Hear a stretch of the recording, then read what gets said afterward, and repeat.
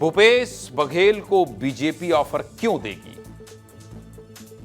यह सवाल ईमानदारी से आप अपने जहन में लाकर देखिएगा कि भूपेश बघेल ने आज कहा कि वो चाहते हैं, बीजेपी चाहती है कि दबाव बनाकर शरणागत करवा ले, लेकिन क्या ऑफर मिला है या ऑफर के लिए कोई बात हुई थी, या फिर एक सवाल और कि ऑफर क्यों देगी भारतीय जनता पार्टी, सरकार चल रही है। तो इस पूरी खबर पर चूंकि पूर्व मुख्यमंत्री भूपेश बघेल ने बोला है, आइए इसका विश्लेषण कर लेते हैं। क्या छत्तीसगढ़ के पूर्व मुख्यमंत्री भूपेश बघेल बीजेपी ज्वाइन कर सकते हैं? छत्तीसगढ़ की राजनीति में इसकी खूब चर्चा हो रही है, क्योंकि पूर्व सीएम भूपेश बघेल ने एक बड़ा बयान दिया जिसके अलग अलग मायने निकाले जा रहे हैं। दरअसल छत्तीसगढ़ विधानसभा चुनाव में हार के 1.5 साल बाद भूपेश बघेल ने बड़ा खुलासा किया और पहली बार बीजेपी ज्वाइन करने के ऑफर की बात कही। बिलासपुर में प्रेस कॉन्फ्रेंस के दौरान भूपेश बघेल ने कहा कि जांच एजेंसियों की कार्रवाई के बाद मुझसे भी उम्मीद की जा रही थी कि मैं बीजेपी में चला जाऊं और शरणागत हो जाऊं, लेकिन मैं हेमंता विश्व शर्मा नहीं हूं। सबसे पहले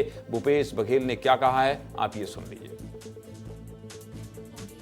अब देश की जनता, प्रदेश की जनता जान चुकी है कि ये राजनीतिक लाभ लेने के लिए विपक्षी दलों के नेताओं को टारगेट करो ताकि उसकी पार्टी बदनाम हो, उसके नेता बदनाम हो। ये भी आपके पास है कि जितने लोगों पे आरोप लगा और भारतीय जनता पार्टी में शामिल हुए, सारे केस खत्म। ये मुझसे भी उम्मीद कर रहे थे कि मैं भी भारतीय जनता पार्टी में चल रहा हूँ कि शरणागत हो जाऊं। हमारे पास केस भी नहीं है।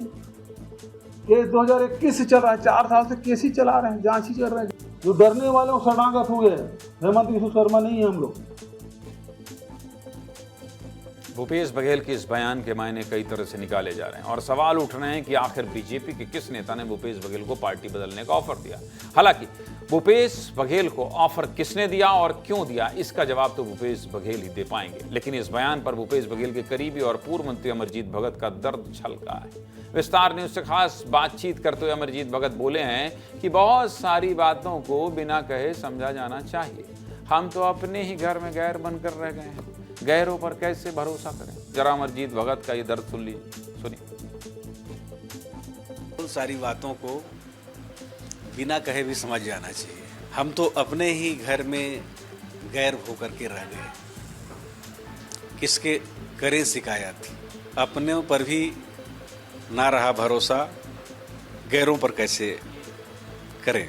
आदिवासी प्रदेश में मुख्यमंत्री आदिवासी बने, हम लोगों को उम्मीद था, हम लोग बधाई भी दिए थे। लेकिन जितना भी जांच और जितना भी कार्रवाई हुआ आदिवासियों के खिलाफ हुआ, चाहे हम हों चाहे वो लखमा जी हों। अमरजीत भगत शायराना हो गए। जब कांग्रेस के 2 बड़े नेता इस तरह का बयान दें जिससे प्रदेश का राजनीतिक पारा हाई हो जाए, तो भला बीजेपी का रिएक्शन कैसे छूट सकता है। डिप्टी सीएम अरुण साव ने पूर्व सीएम भूपेश बघेल के बयान को नकार दिया है और कहा है कि कांग्रेस में अपनी जगह बनाने के लिए भूपेश बघेल इस तरह का बयान दे रहे हैं। क्या कह रहे हैं डिप्टी सीएम अरुण साव, सुनिए।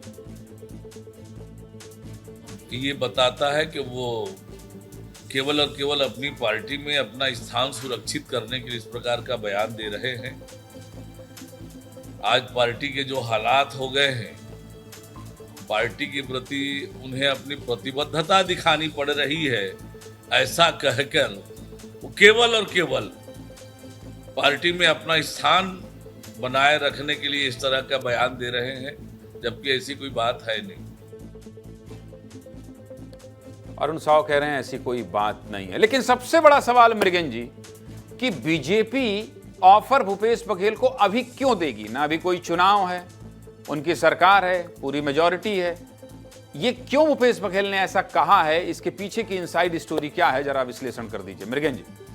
देखिए, जिस तरीके से ईडी सीबीआई अपनी कार्रवाई कर रही है और पिछले दिनों भूपेश बघेल के बेटे चैतन्य बघेल को गिरफ्तार किया गया, उसके बाद एक नई चीज़ें अभी आपको बताएं कि सीबीआई ने जो महादेव सट्टा ऐप मामला है उसमें एक आईपीएस और उस समय भूपेश सरकार में जो एडिशनल एसपी थे, काफ़ी ताकतवर थे, उनसे पूछताछ की। इसके अलावा 100 पुलिस अधिकारियों से पूछताछ की जिन लोगों ने महादेव सट्टा ऐप में कार्रवाई की थी और उसको उन लोगों को सीबीआई ले गई है। आप देखिए कि भूपेश बघेल के बेटे चैतन्य बघेल को शराब घोटाले के एक आरोपी के बयान के आधार पर गिरफ्तार किया गया। ईडी ने कहा अभी महादेव सट्टा ऐप पर उन अधिकारियों के बयान हो रहे हैं और ऐसी चर्चा है, ऐसा बोला जा रहा है कि भूपेश बघेल हो सकता है कि सीबीआई के रडार में आ जाए। उस समय उनका ये बयान आना बहुत महत्वपूर्ण है, क्योंकि ये पॉलिटिकल जो पारा है छत्तीसगढ़ का उसको बढ़ाने वाला है। आपने बहुत सही सवाल किया कि अभी क्या परिस्थितियां हैं।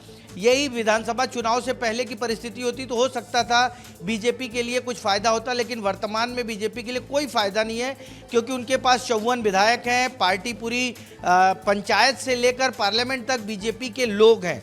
तो भूपेश बघेल के जाने या ना जाने का असर नहीं। हालांकि कांग्रेस के नेता ये कह रहे हैं कि बीजेपी ने 2014 से अब तक 12 राज्यों के पूर्व मुख्यमंत्रियों को अपनी पार्टी में शामिल कराया। उसमें 3 जो कांग्रेस के बड़े नेता हैं वो अभी वर्तमान में मुख्यमंत्री के पद पे हैं। लेकिन छत्तीसगढ़ में ऐसी कोई परिस्थिति बनती नहीं है जिससे भूपेश बघेल के जाने पर बीजेपी को कोई बहुत बड़ा फायदा हो रहा हो या कोई राजनीतिक लाभ हो रहा हो। इसके साथ ही देश में भी भूपेश बघेल का वो कद नहीं है जिस कद के आधार पे बीजेपी उनको देश की पॉलिटिक्स में प्रोजेक्ट करे, क्योंकि ऑलरेडी जिस वर्ग से भूपेश बघेल आते हैं ओबीसी वर्ग, बीजेपी में अच्छे नेता, बड़े नेता हैं। और अभी तो ये चर्चा है कि किसी ओबीसी वर्ग के नेता को बीजेपी राष्ट्रीय अध्यक्ष भी बना सकती है।